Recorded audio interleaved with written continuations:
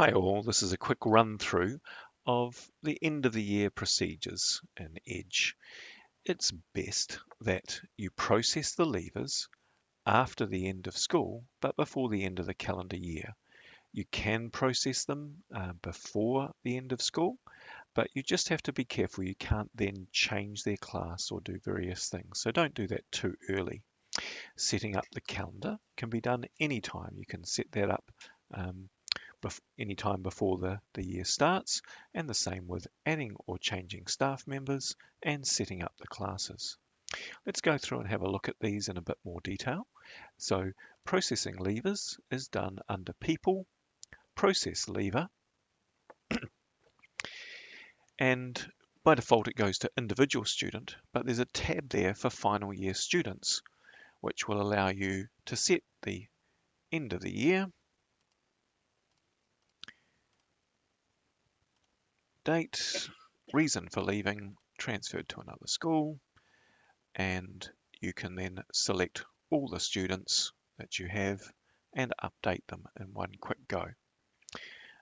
You can fill in a few other things if you need to. If it's the same for all students, you can unselect certain of your students if you need to as well.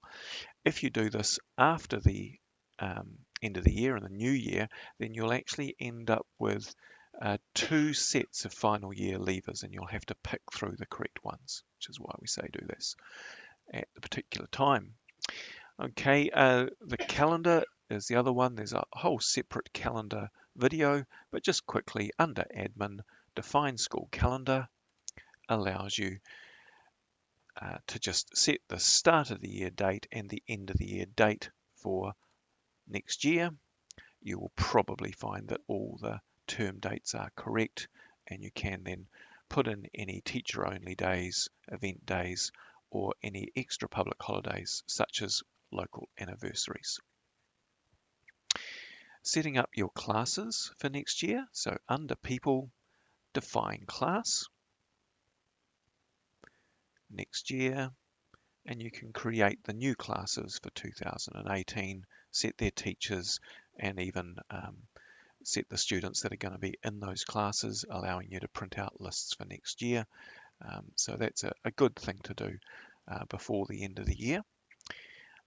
Just going back to our help. So we've been through the levers, we've been through the calendar, and we've been through setting up the classes.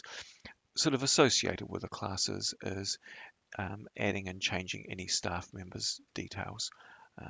I won't go through that at this stage. There's other videos on that. Setting up the timetable for secondaries, again, is a video or series of videos in itself. The attendance, really, it's just getting any printouts that you need unless you're changing any of your settings. And same with the setting up the assessments, they'll just roll over unless you're making any changes. With the finance, I won't go through in detail here, but the basics are that you want to get a printout at least of your outstanding balances and any students that are in credits, and set up your new billable items for the following year, because we do recommend that each year's billable items have the year in front of them. And of course, you want to write off the donations in a time where they're not going to show on the statements if you're printing statements. Because they will show by default if you're showing that month.